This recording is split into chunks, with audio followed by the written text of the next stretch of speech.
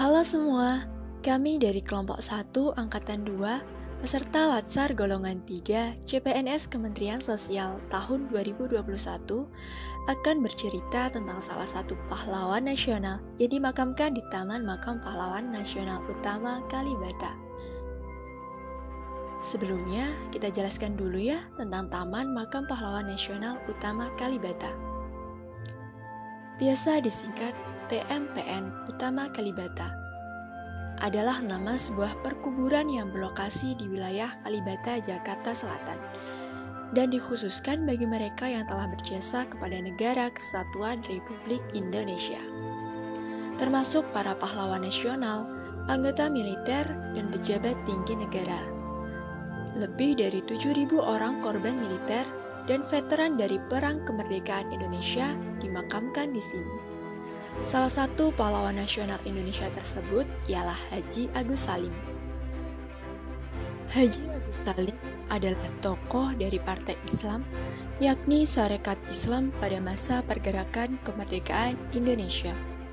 Selain dikenal sebagai salah satu tokoh pejuang kemerdekaan Indonesia yang dijuluki The Green Old Man, ia juga terkenal dengan keahliannya pada bidang diplomasi dalam memperjuangkan kedaulatan Indonesia di mata internasional, baik sebelum Indonesia merdeka maupun sesudah Indonesia merdeka. Jasa-jasanya yang besar terhadap Indonesia membuat Haji Agus Salim diberikan gelar pahlawan Indonesia. Haji Agus Salim lahir di Kota Gadang, Agam, Sumatera Barat pada tanggal 8 Oktober 1884 dengan nama asli Mashudul Haq, yang berarti pembela kebenaran. Haji Agus Salim merupakan anak keempat dari Sultan Muhammad Salim dan Siti Zainab. Karena jabatan ayahnya sebagai jaksa kepala di Pengadilan Tinggi Riau, membuat Haji Agus Salim berkesempatan menempuh pendidikan di ELS, yaitu Sekolah Khusus Anak-anak Eropa. Kemudian ia melanjutkan pendidikan di HBS atau Hogere Burger School atau Sekolah Menengah Atas dengan predikat lulusan terbaik di 3 kota, yakni Surabaya, Semarang, dan Jakarta. Setelah lulus, Haji Agus Salim sempat berniat untuk melanjutkan pendidikannya dengan mengambil jurusan kedokteran di Belanda. Ia mengajukan beasiswa ke pemerintahan Hindia Belanda, namun ditolak. Meski kecewa dengan penolakan ini, ketika pemerintahan Hindia Belanda memberikan beasiswa yang sebelumnya diperuntukkan untuk R.A. Kartini, Haji Agus Salim justru menolak beasiswa tersebut karena menganggap pemerintahan Hindia Belanda bersikap diskriminatif. Setelah menyelesaikan pendidikannya di Indonesia, Haji Agus Salim memilih berangkat ke Jeddah, Arab Saudi untuk bekerja sebagai penerjemah di konsulat Belanda pada tahun 1906 hingga 1911. Sembari memperdalam ilmu agama Islam dan mempelajari diplomasi. Sekembalinya ke Indonesia pada tahun 1915, Haji Agus Salim kemudian bergabung dengan Sarekat Islam pada masa kepemimpinan Hos Cokro Aminoto. Dalam waktu yang singkat, Haji Agus Salim dan Hos Cokro Aminoto menjadi kawan baik dan bekerja sama demi masa depan Indonesia.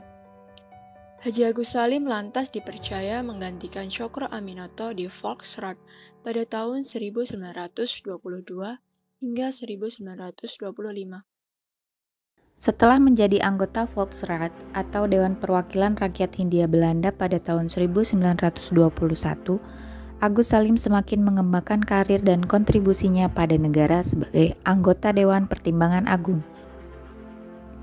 Dengan kompetensi dan kapabilitasnya, beliau juga terpilih sebagai salah satu anggota BPUPKI tahun 1945 dan ikut serta dalam menyumbangkan dasar-dasar negara yang hingga kini menjadi pemersatu NKRI.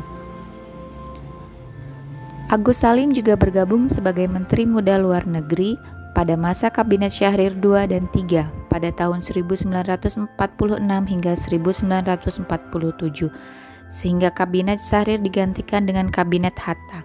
Agus Salim tetap dipercaya menduduki jabatan tersebut dengan kemampuan intelektual bahasanya yang di atas rata-rata, yakni menguasai 9 bahasa asing. Kemampuan bahasanya yang luar biasa tidak hanya ia gunakan untuk kebutuhannya sendiri, namun juga untuk menjaga dan melindungi negara melalui segala usaha kerjasama dengan negara lain. Dengan mengandalkan kemampuan diplomasinya yang cekatan, Haji Agus Salim memperkenalkan negara Republik Indonesia yang telah merdeka ke hadapan Perserikatan Bangsa-Bangsa. Perannya pun sangat penting di mana saat itu bangsa Indonesia masih belum sepenuhnya diakui merdeka oleh beberapa negara. Memasuki era demokrasi parlementer, saat Agus Salim tidak lagi menjabat sebagai Menteri Luar Negeri, sang orang tua besar sebagai julukannya karena pandai menjadi delegasi terbaik bangsa Indonesia untuk negara lain membuat beliau masih dipercaya untuk memberikan bantuannya sebagai penasehat Menteri Luar Negeri meski tidak mau dan tidak bergabung ke dalam partai apapun. Keteladannya dalam kesetiaan untuk tetap membantu meski tidak secara resmi diberikan kedudukan di pemerintahan karena alasan tidak berpartai perlu diacungi jempol. Bentuk kecintaannya pada bangsa juga dapat dilihat dari pengalaman beliau yang pernah meninggalkan posisi dan jabatan dengan pendapatan yang besar demi berkiprah menjadi aktivis Sarekat Islam untuk menjadikannya wadah pemersatu bangsa bukan sebagai organisasi yang fokus pada suku-suku tertentu. Meski organisasi Sarekat Islam dilatar belakangi oleh nilai-nilai yang diambil dari agama Islam, Haji Agus Salim pernah menolak penggunaan tabir, yaitu pemisah antara wanita dan pria dalam setiap pertemuan atau ceramah. Alasan itu muncul karena sebagai salah satu pahlawan yang juga menguasai ilmu Al-Quran, Agus Salim tidak ingin mencampur adukan agama dengan budaya negara lain, yakni Arab. Dari situlah panggilan fundamentalis muncul untuk beliau, di mana wawasan kebangsaan Indonesia yang identik dan memiliki ciri khas tetap dijaga olehnya. Teladannya sebagai aktivis yang ulet, tekun, ramah, serta humoris dan tetap dibarengi dengan sikap tegas juga cekatannya sebagai wakil bangsa dan negara, bahkan ketika Indonesia diinjak-injak dan tak dianggap kedaulatannya oleh beberapa pejabat Belanda, hingga menyebabkan Agus Salim dan kawan-kawan delegasinya terkapung-kapung tanpa arah yang jelas selama 2 bulan di Kairo untuk kegiatan misi diplomatik, menjadikan karakter Haji Agus Salim sangatlah menginspirasi dan patut ditiru oleh generasi bangsa berikutnya, hingga diangkat menjadi sebuah film berjudul Moonrise Over Egypt 2018. Beliau pergi meninggalkan dunia dengan segudang prestasi dan pengorbanannya untuk negara pada tanggal 4 November 1954 di usianya yang ke-70 tahun dan dimakamkan di Taman Makam Pahlawan Kalibata, Jakarta. Tuhan tidak pernah meminta kepada manusia untuk membantunya memerangi kebatilan. Tuhan mengajarkan kepada kita berdoa memohon bantuannya dalam memerangi kebatilan.